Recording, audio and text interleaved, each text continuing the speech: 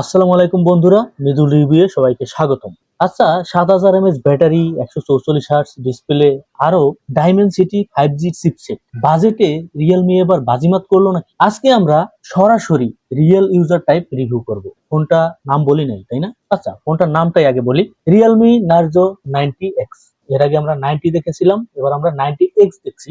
এটার খুঁটিনাটি সবকিছুই আমরা দেখবো। একটু আগে যে কিছু বললাম ফোন সম্পর্কে, এগুলোর সাথে আসলে আমরা আর কি কি পাচ্ছি, ফোনটা কেমন, তো সবকিছু জানতে হলে টোটাল ভিডিওটা দেখবেন। আর ভিডিওটা যারা এই মুহূর্তে দেখছেন অবশ্যই চ্যানেলটা সাবস্ক্রাইব করে পাশে রাখবেন। আপনার কমেন্টটাও কিন্তু অবশ্যই জানাবেন আপনারা কোন জায়গা থেকে দেখছেন। তো যাই হোক, আমরা প্রথমে ফোনটার ডিজাইন, বিল্ড কোয়ালিটি এগুলো নিয়ে কথা বলবো। তার আগে ফোনটা আমরা কোথায় পাবো, কত ভেরিয়েন্ট, এগুলো নিয়ে একটু কথাবার্তা বলি। ফোনটা আপনারা পাবেন একটা ভেরিয়েন্টে, অবশ্যই আনঅফিসিয়ালি, অফিসিয়ালি না।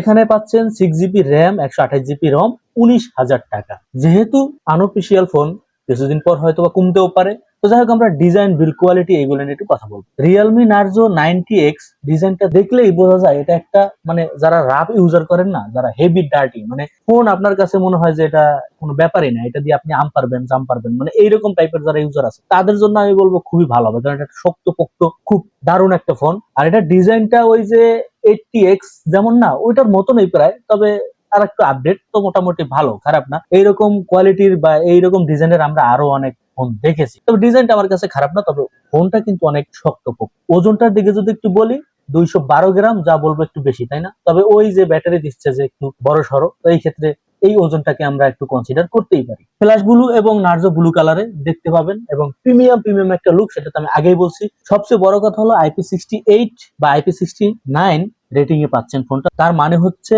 পানি বা ধুলোবালিতে কোনো সমস্যা হবে না। এখানে আপনারা যদি ফোনটার আউটসাইডে একটু নজর দেন, আপনারা সাইডেই পেয়ে যাবেন ফিঙ্গারপ্রিন্ট সেন্সর, যা মোটামুটি ভালোই কাজ করে। যারা আছেন একটু রাফ ইউজার টাইপের লোক, তাদের জন্য ঠিক আছে। আমরা আর একটু নজর দিব ফোনের দিকে। এখানে আপনারা পেয়ে যাচ্ছেন 5G সাপোর্টেড, ওয়াইফাই পাচ্ছেন 5, ব্লুটুথ পাচ্ছেন 5.3, ডুয়াল সিম ইউজ করতে পারবেন, ইউএসবি টাইপ সি আছে, এবং ওটিজি সাপোর্টটাও এখানে পাবেন। তবে দুঃখের বিষয় হচ্ছে 3.5mm হেডফোন জ্যাক আপনারা এখানে পাচ্ছেন না। এখানে আপনারা ইউএসবি টাইপ সি আছে, ওটা দিয়ে আপনাদের ইউজ করতে হবে। যাই হোক, আমরা এবার ডিসপ্লে নিয়ে একটু কথাবার্তা বলবো। এখানে রিয়েলমি একটু রিস্ক নিচ্ছে, যেটা 6.8 বড় আইপিএস এলসিডি, অ্যামোলেড পাচ্ছেন না। রেজুলেশন এইচডি প্লাস, যা 720p, কিন্তু এখানে আপনারা রিফ্রেশ রেট পাচ্ছেন 144 হার্টজ, ব্রাইটনেস পাচ্ছেন 1200 নিটস, যা বাইরে মোটামুটি ভালো ইউজ করতে পারবেন, তেমন ঝামেলায় পড়বেন না। গেমিং এবং স্কুলিং স্মুথলি কাজ করে, কিন্তু ওই যে বললাম, শার্প অ্যামোলেড যদি খুঁজেন তাহলে এই ফোনটা আপনার জন্য না। তবে এই বাজেটে অ্যামোলেড কিন্তু আমরা পাই, দেওয়া উচিত ছিল, কিন্তু ওই 5G দেওয়ার কারণে, IP60 দেওয়ার কারণে হয়তো আমাদের এখানে ডিসপ্লেতে একটু ঘাটতি করছে আমার মনে হয়। তো যাই হোক, পারফরমেন্স এবং গেমিং নিয়ে যদি একটু কথাবার্তা বলি, এই ফোনে আসল শক্তি এখানেই। আপনারা এখানে মিডিয়াটেক ডাইমেনসিটি 6300 6nm এই চিপসেটটা পেয়ে যাচ্ছেন। তো এই চিপসেট সম্পর্কে কিন্তু আপনাদের সকলেরই মোটামুটি ধারণা আছে। 2x Cortex A76 2.4 GHz, CPU মালি G57 MC2, অ্যান্ড্রয়েড 15 এ পাচ্ছেন, রিয়েলমি UI পাচ্ছেন 6.0।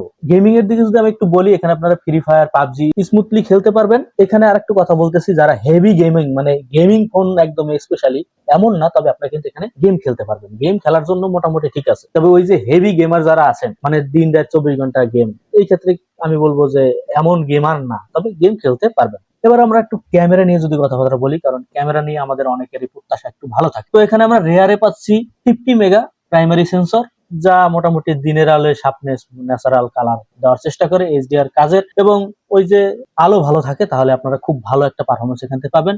নাইট মোডে এভারেজ, তেমন খারাপও না, একেবারে ভালোও না, মোটামুটি। ভিডিও রেকর্ডিং করতে পারবেন 1080p 30 fps। স্টেবল তেমন নেই, যারা ব্লগিং করতে চাইবেন তাদের ট্রাইপড মোটামুটি শক্তপোক্ত ভাবে ধরে ব্লগিং করতে হবে, কারণ একটু নাড়াচাড়া করবে। সেলফিতে যদি আসি, এখানে 8 mbps, এইখানে জানি কেমন একটা ঘাটতি ঘাটতি, এখানে 32 mbps দিতেই পারতো, বাজেটটা তো দেখতে হবে, তাই না? যাই হোক, বাজেটে ক্যামেরা যদিও এখানে মেগাপিক্সেল কম, তবে ভিডিও কলিং বা রিলসে মোটামুটি ঠিক একটা আউটপুট পাবেন, একদম খারাপ না। লাইটিং এ মোটামুটি ভালোই দেয়, এবং আলো যদি ভালো থাকে, দিনের আলোতে মোটামুটি ভালোই ঠিকঠাক আছে। তবে ওই নাইট মুড বা লো লেভেলের আলোতে এভারেজ বলা যায়, মোটামুটি আর কি। 8 মেগা দেখে ঘাবড়ানোর কিছু নাই, 8 মেগার মোটামুটি একটু কাজে দেওয়ার চেষ্টা করছে। তবে যারা ক্যামেরা লাভার আছেন, মানে ফ্ল্যাগশিপ লেভেলের আশা করেন, তারা আসলে এটা পাবেন না। ব্যাটারি এবং চার্জিং একটু কথাবার্তা বলি। এখানে রিয়েলমি একটা দারুণ কাজ করছে, যেমন 7000 mAh ব্যাটারি দিচ্ছে, যা মোটামুটি 2 দিন কিন্তু ব্যাকআপ পাবেন, এবং সাথে 60 ওয়াটের ফাস্ট চার্জিং সিস্টেম। এখানে আর বলবো না যে কোনো ঘাটতি বা কোনো কিছু বলার নাই, এখানে আমি বলবো ঠিক কাজটাই করছে। এবং রিভার্স চার্জিং সিস্টেম আছে, মানে অন্য ফোনে আপনি চার্জ দিতে পারবেন। আমি বলবো ব্যাটারির দিকে এই ফোনটা ইউজার লেভেলের, এবং বলবো যারা ব্যাটারিতে স্বপ্ন দেখেন, মানে ফোনের দিকে যে আমার ব্যাটারিটা যদি ভালো হইতো ফোনের, সেই ক্ষেত্রে এই ফোনের ব্যাটারিটা আমি বলবো, এবং চার্জিং সিস্টেমটাও কিন্তু দুর্দান্ত, মানে প্যাকেজটা আমি বলবো ঠিক আছে। এইবার আমরা ফোনের যদি সারাংশ তো দেখি, আমরা কি পাচ্ছি কি পাচ্ছি না, এবং কোন কোন বিষয়ে আসলে আমাদের ফোন কিনতে গেলে দেখা উচিত, আমাদের কোন কোন গুলো প্রত্যাশা পূরণ করতে পারছে, এগুলো যদি আমি একটু বলি। ভালোর দিক যেমন আপনারা এখানে 7000 mAh ব্যাটারি পাচ্ছেন, ব্যাটারির দিক দিয়ে খুব ভালো। 144 হার্টজ রিফ্রেশ রেট পাচ্ছেন, IP68 IP69 প্রোটেকশন সেটা পাচ্ছেন। স্টেবল 5G পারফরমেন্স, যেহেতু আমাদের 5G আমরা সামনে পাচ্ছি, তো সেই ক্ষেত্রে 5G এখানে পাচ্ছেন। এখানে আমরা যা পাচ্ছি না, যেমন HD প্লাস ডিসপ্লে নাই, যেটা অ্যামোলেড দিতে পারতো, সেটাও এখানে আমরা পাচ্ছি না। ইউএফএস না। ক্যামেরা এভারেজ, যেটা বললাম, ক্যামেরার দিকে একটু আমাদের ছাড় দিতে হচ্ছে। যদি আমি বলি যারা ব্যাটারি বা স্মুথ পারফরমেন্স চান, তাদের ক্ষেত্রে আমি বলবো এই ফোনটা ঠিক আছে, আপনারা ট্রাই করতে পারেন। তবে ডিসপ্লে ক্যামেরা তেমন ভালো না, সেটা তো বুঝতেই পারতেছেন।